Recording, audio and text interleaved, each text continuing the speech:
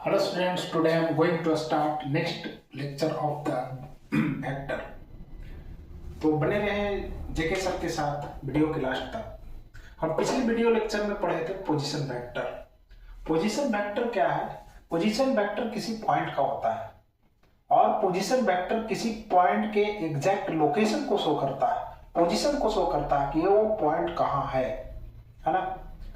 अब पॉइंट का मान लिया जाए कोई पॉइंट P है जिसका कोऑर्डिनेट है x y, तब और उसका पोजीशन वेक्टर r है, तो r इक्वल टू होगा आपका xi प्लस yj।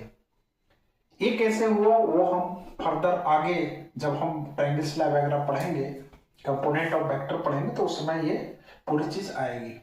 लेकिन हम शॉर्ट में हम इसे अभी दिखाने के लिए ये बता रहे हैं कि पोजीशन वेक्टर जो है जब कोऑर्डिनेट इसका एक्स वाई है तो वो पोजीशन वेक्टर होगा एक्स आई प्लस वाई जे। आई क्या है? आई है यूनिट वेक्टर एक्स एक्सिस के अलावा, जे क्या है तो वाई एक्सिस के अलावा यूनिट वेक्टर है ना। अब मान लिया जाए न्यूमेरिकल वैल्यू कुछ ले लीजिए, ए पी पॉइंट है जिसका कोऑर्डिनेट है 2 3, तो पोजीशन वेक्टर क्या हो जाएगा? R equal to 2i plus 3j। अब ये तो हो गया एक्स वाई प्लेन में है कोई पॉइंट।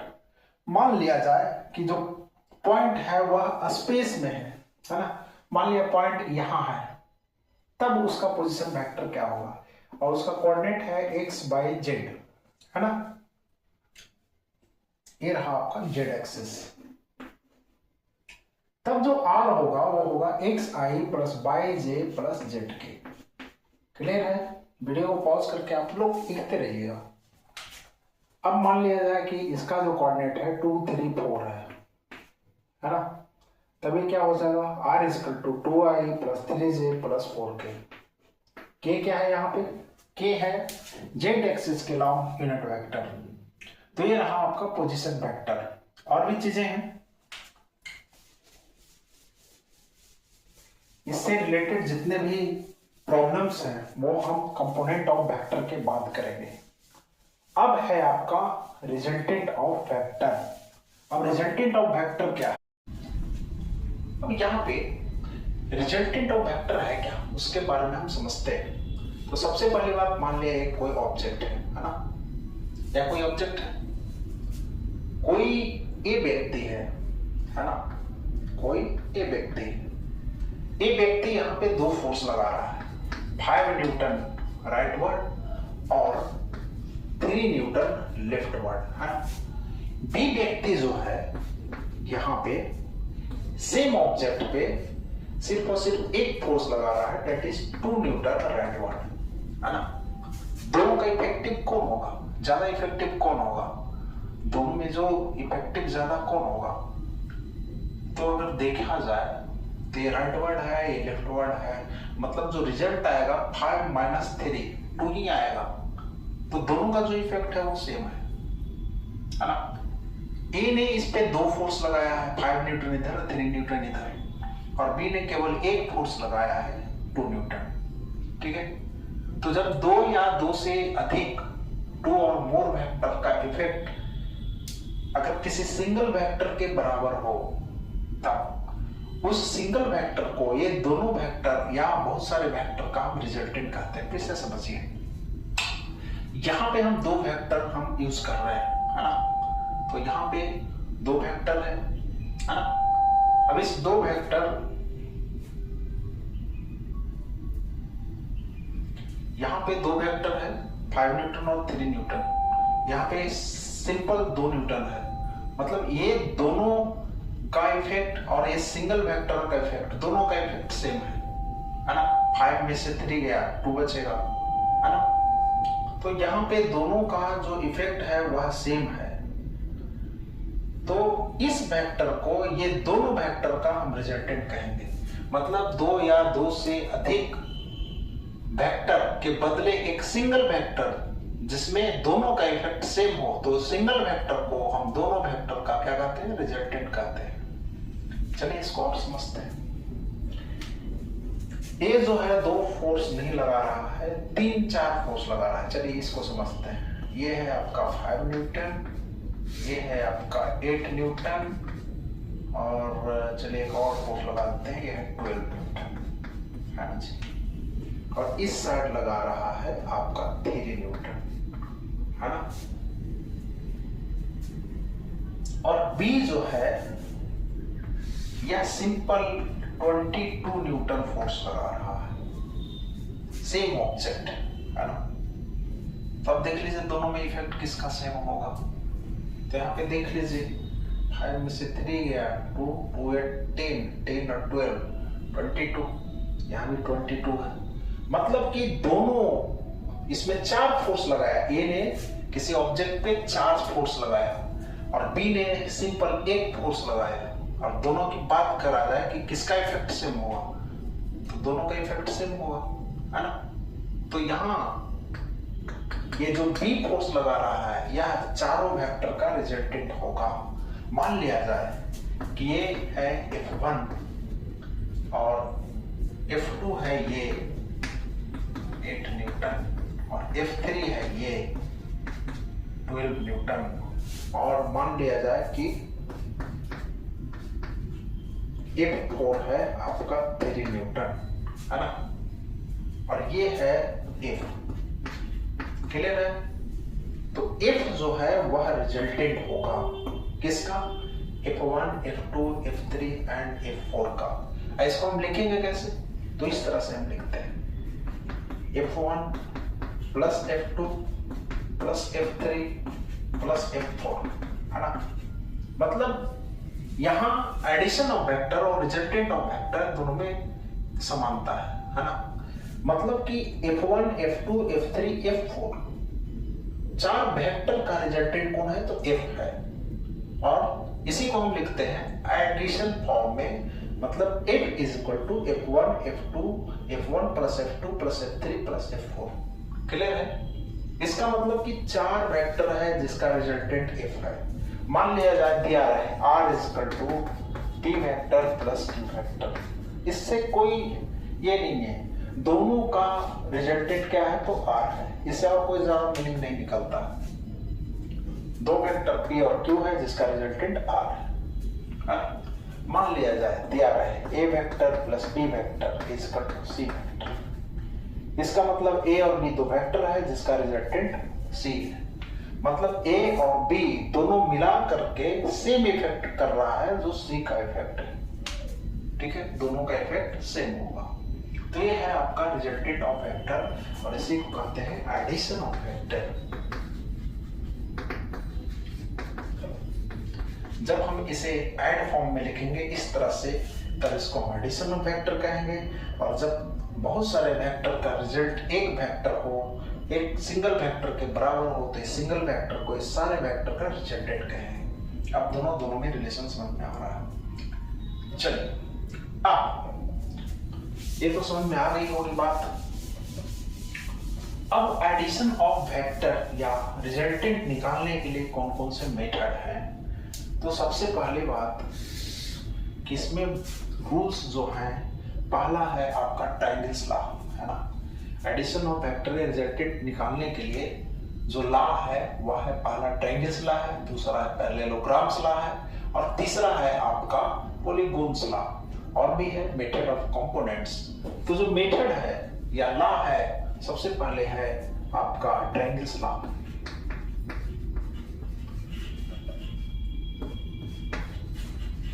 दूसरा है आपका पैरेललोग्राम्स लॉ,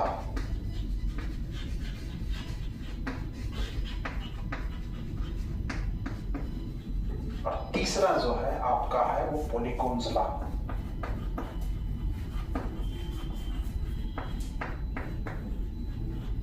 और इसी में एक आता है मेथड ऑफ कंपोनेंट।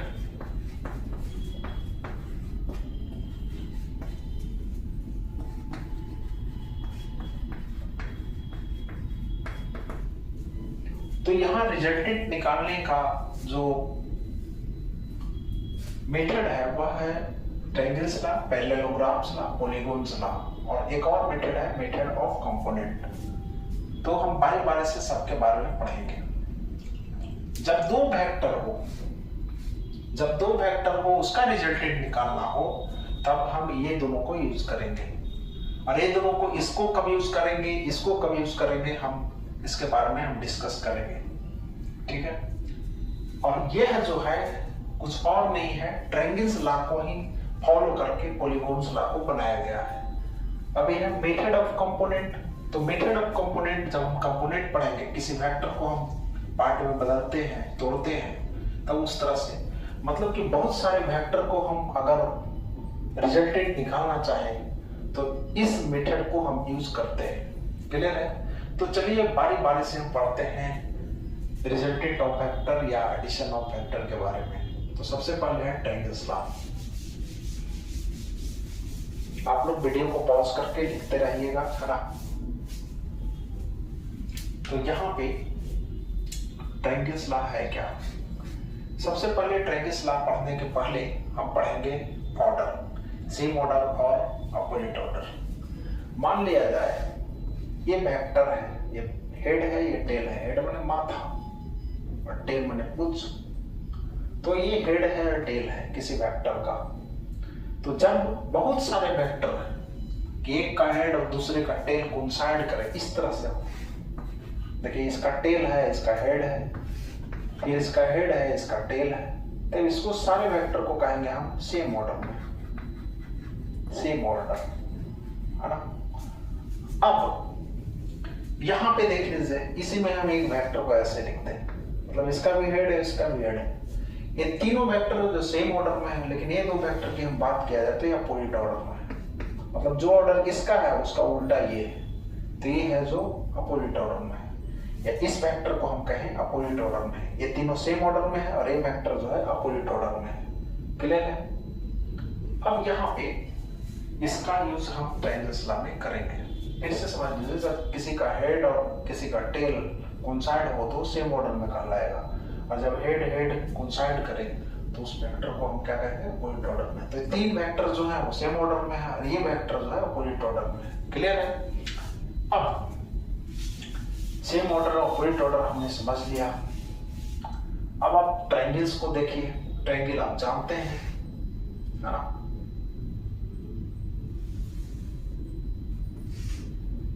चलिए ऐसे सिंपल ट्रायंगल बनाते हैं, है ना। मान लिया जाए कि ए बी सी कोई ट्रायंगल है ना। ए बी सी कोई ट्रायंगल, और ट्रायंगल के किसी भी दो साइड को लीजिए। जैसे यहां पे हम ले रहे हैं BC और क्या ले रहे हैं, CA। दो वेक्टर से रिप्रेजेंट किया जाए, मतलब BC जितना है वह मैग्नीट्यूड को शो कर रहा है, और BC की डायरेक्शन में ही एक वेक्टर है P, मतलब P वेक्टर BC से रिप्रेजेंट किया जा रहा है। सिमिलरली CA से किया जा रहा है Q वेक्टर को, है ना। CA से BC मैग्नीट्यूड लेंथ हो गया, डायरेक्शन इसी डायरेक्शन में है P वेक्टर, है ना, जिस डायरेक्शन में BC है ना। उसी प्रकार से Q वेक्टर मैग्नीट्यूड तो लेंथ बता दिया और डायरेक्शन इस डायरेक्शन में है। अब ये दोनों देखिए सेम ऑर्डर में है, एक का हेड एक का टेल, है ना। तब यह जो तीसरा साइड है वह ये दोनों वेक्टर का रिजल्टेंट होगा। मैग्नीट्यूड तो लेंथ बताएगा, लेकिन अब इसका डायरेक्शन क्या होगा, तो जो रिजल्टेंट का डायरेक्शन होगा अपोजिट इन ऑर्डर होगा, मतलब इस सेम ऑर्डर है तो ये अपोजिट ऑर्डर में इसका रिजल्टेंट होगा। क्लियर है? तो जब दो वेक्टर ट्रायंगल के दो साइड से रिप्रेजेंट किया जाए, तब जो थर्ड साइड है वह उसका रिजल्टेंट होगा अपोजिट ऑर्डर में। जब दो साइड ट्रायंगल के दो साइड दो वेक्टर को किसी दो वेक्टर के को रिप्रेजेंट कर रहा है सेम ऑर्डर में, तो अपोजिट ऑर्डर में थर्ड साइड क्या होगा, वो दोनों वेक्टर का रिजल्टेंट होगा। चलिए इसको हम लिखा देते हैं। ट्रायंगल्स लॉ है क्या, if two vector represents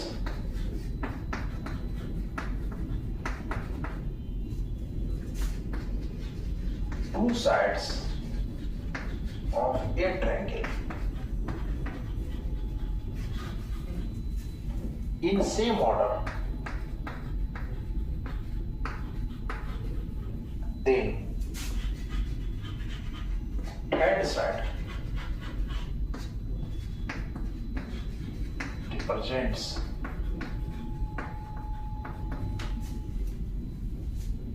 resultant vector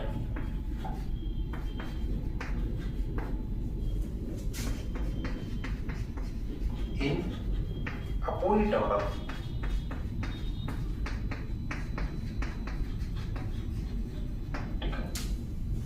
तो जब किसी भी ट्रायंगल के दो साइड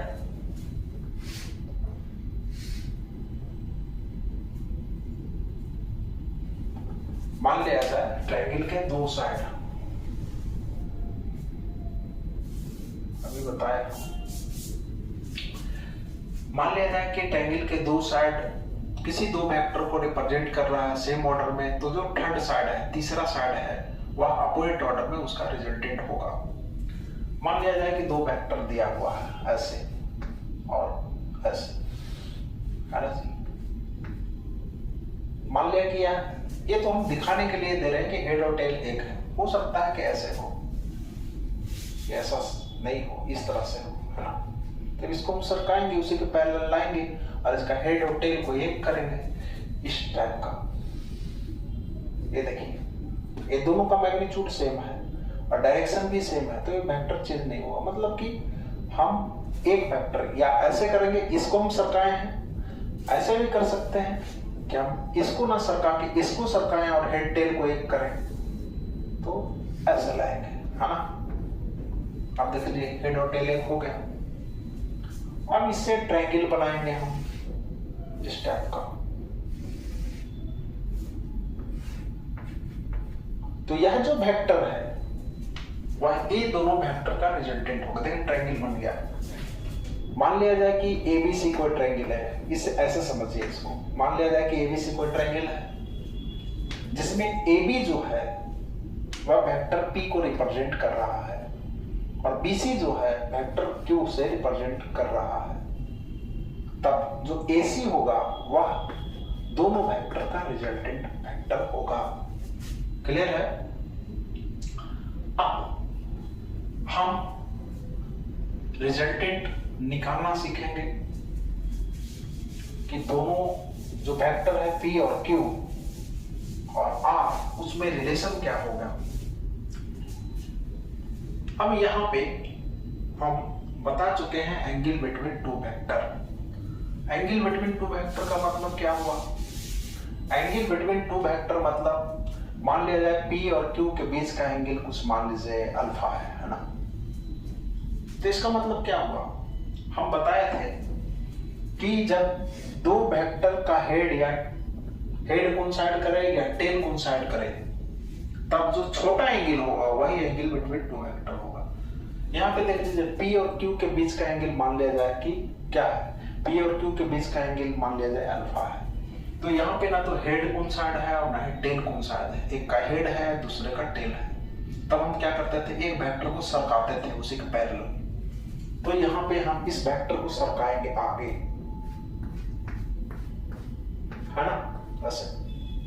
तब अब देखिए इसका टेल और इसका टेल एक हो गया। तब ये जो एंगल है वही angle between P and Q होगा ना कि ये एंगल। तो ये एंगल अल्फा है। समझ आई बात। तो इस चीज को हम लिखते हैं पहले। हम अभी पढ़ा रहे हैं ट्रायंगल्स लॉ। मान लिया जाए suppose P and Q be the two vector which is represented by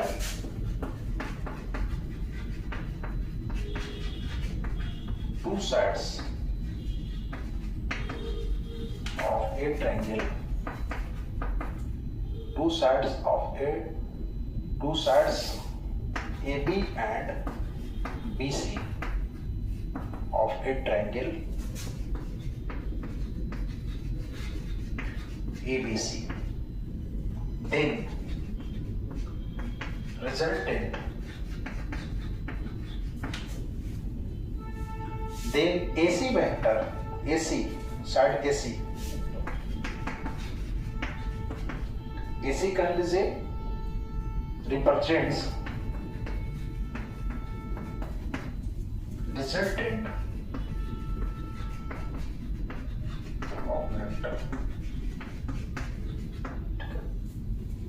अब यहाँ पे AB जो है P वेक्टर को रिप्रेजेंट कर रहा है, BC जो है Q वेक्टर को रिप्रेजेंट कर रहा है, तो AC जो होगा R वेक्टर को रिप्रेजेंट करेगा, मतलब रिजल्टेंट को रिप्रेजेंट करेगा।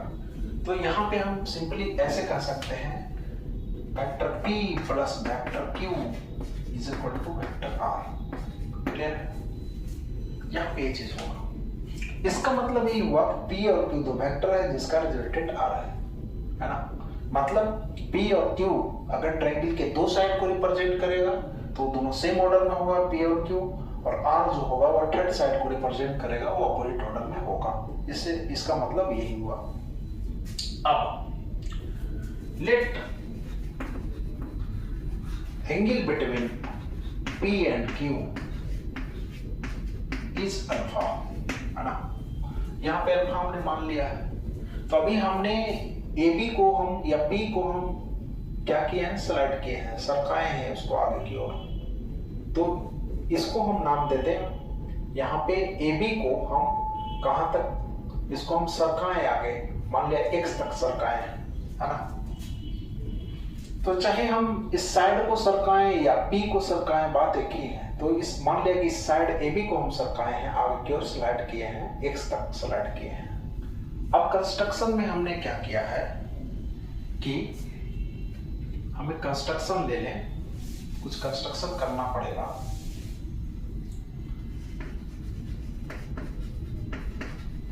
कि सबसे पहले AB को हमने क्या किया, स्लाइड किया, स्लाइड AB TX। चलिए एक चीज हो गया।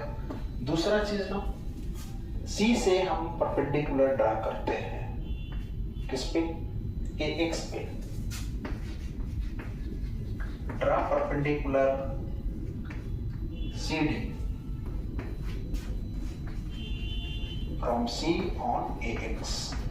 ठीक है जी, क्लियर है? एंगल ये होगा अल्फा, है ना? हमें ये कैलकुलेट क्या करना है,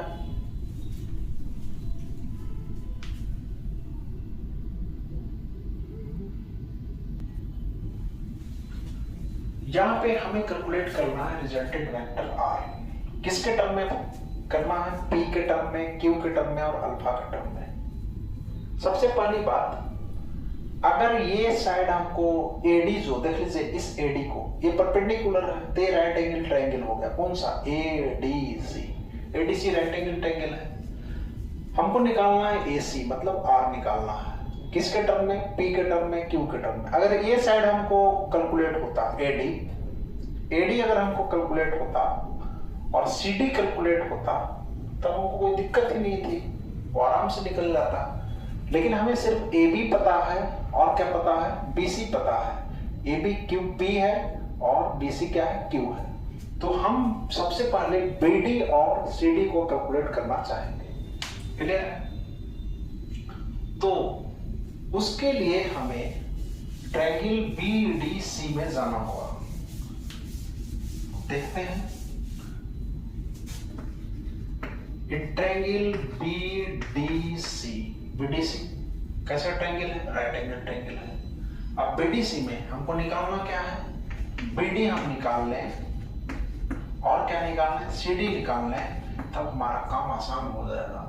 तो सबसे पहले BD और CD निकालने के लिए इस ट्रायंगल में देखिए cos अल्फा कितना है, cos अल्फा कितना होगा जी, cos अल्फा हो जाएगा BD by BC, BD by BC। That imply आपको निकालना है BD is equal to BC cos alpha, और BC कितना है, BC एक Q के बराबर है, तो Q cos अल्फा। तो BD हमको निकल गया Q cos अल्फा। ये इक्वेशन फर्स्ट हम मान लें।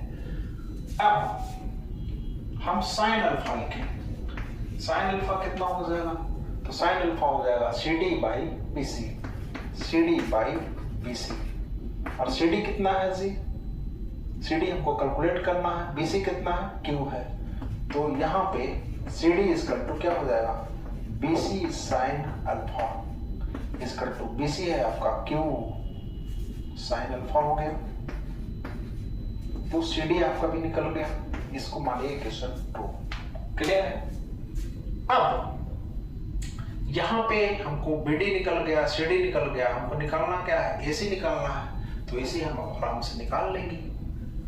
अब देख लिए हम किस ट्रायंगल में चले, तो नाउ इन ट्रायंगल ADC। अब इस ट्रायंगल में, इस ट्रायंगल में देख लीजिए हमको AC निकालना है ना जी। तो हम पाइथागोरस थ्योरम से हम जानते हैं कि hypotenuse square is equal to base square plus perpendicular square. मतलब AC है आपका हाइपोटेनस, AD हो गया आपका क्या बेस, और CD हो गया आपका परपेंडिकुलर। क्लियर है? अब यहाँ पे AC क्या है जी, चलिए इसको पहले हम और कर लेते हैं सिंप्लीफाई। AD को हम लिख सकते हैं AB प्लस BD, तो यहाँ पे AD को हम लिख दें, AD को लिख दें AB प्लस BD, इसका स्क्वायर हो जाएगा प्लस CD स्क्वायर। क्लियर है? अब ये हो गया AC स्क्वायर। अब AC है आपका R, तो AC है आपका R, मतलब R का मैग्नीट्यूड रिजल्टेंट वेक्टर यही है, यही निकालना है हमको। R square is equal to AB है आपका B प्लस BD कितना, BD है आपका Q cos अल्फा का स्क्वायर प्लस CD का स्क्वायर, CD कितना है Q sin alpha, Q sin alpha इसका स्क्वायर। यहाँ पर हम लिख देंगे इस लाइन में from first and second, from equation first and second. Clear है? सबसे पहले हम यहाँ पे शॉर्ट में लिख लें एक चीज, CD है आपका Q sin अल्फा और BD है आपका Q cos अल्फा। ये दोनों टर्म आगे भी यूज होगा। अब इसको कर देते हैं इरेज, है ना।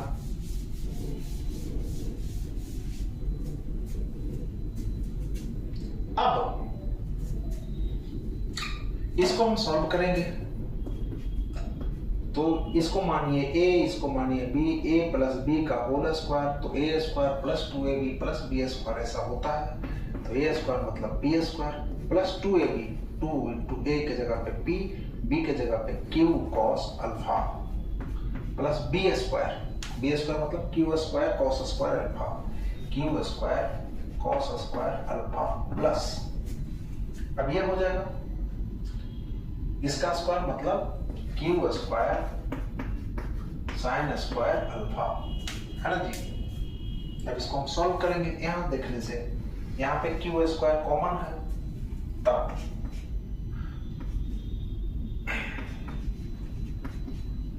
यहाँ P स्क्वायर को हम ज्यों का त्यों लिखते हैं, प्लस ये आ जाएगा यहां से Q स्क्वायर कॉमन, और ये हो जाएगा आपका cos square alpha plus sign square alpha plus ये है 2PQ cos अल्फा। अब देख लीजिए इसका वैल्यू होता है 1, sine square alpha plus cos square alpha 1, तो Q square into 1 Q square plus 2PQ cos alpha, ये आ गया आपका R square. That imply R का जो वैल्यू है हो गया आपका under root P square plus Q square plus 2PQ cos alpha.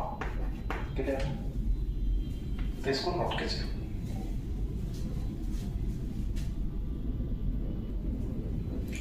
अभी जो ये R है वह R का मैग्नीट्यूड है, डायरेक्शन तो है नहीं, लेकिन हमें डायरेक्शन P का पता है कि P इस डायरेक्शन में है। मान लिया जाए कि ये जो है R को हम कह दें कि P के साथ साई एंगल बना रहा है, तो R का भी डायरेक्शन हमको कैलकुलेट हो जाएगा। तो मान लिया जाए let R makes an angular psi, ये साइन जो है psi with P, then tan psi कितना हो जाएगा, इस ट्रायंगल में देखिए tan साई क्या हो जाएगा CD बाई AD। क्लियर? अब C D by A D को हम लिख सकते हैं A B plus B D. क्या देखिए ए डी है, ए डी को लिख सकते हैं A B plus B D. अब सी डी यहाँ पे देखिए Q sine alpha by A B है आपका पी प्लस बी डी आपका है क्यू कॉस अल्फा। फिर आ जाएगा आपका टेन साई। ठीक है, तो टेन साई आपका इतना आया, हमको निकालना क्या है साई। तो एक चीज आप समझ लीजिए पहले, जैसे हम जानते हैं tan 45 degree is equal to 1, तो इसको हम ऐसे लिख सकते हैं tan inverse 1 is equal to 45 degree. Clear है?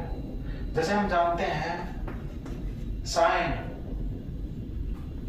30 इज इक्वल टू हाफ, इसको हम ऐसे लिख सकते हैं sin inverse half is equal to 30 degree.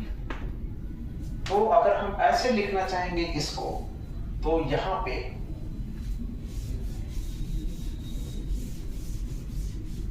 देख लीजिए कि tan साई इतना है, तो साई को हम लिख सकते हैं tan इनवर्स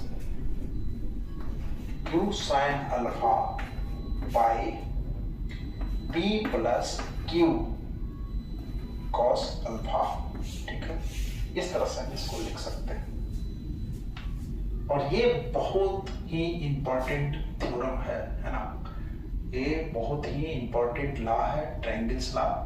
और इसका जो कैलकुलेशन है रिजल्टेंट आर इतना होगा, है ना, under root P square plus Q square plus 2pq cos alpha. तो ये दोनों जो रिलेशन है उसको एकदम याद करके रखना है। क्लियर है? इसी पे आधारित बहुत सारे क्वेश्चन हम अगले वीडियो में कराएंगे, तो बने रहें जेके सर के साथ। और इस वीडियो को शेयर करना, लाइक करना और सब्सक्राइब करना ना भूलें, है ना। चलिए, थैंक यू।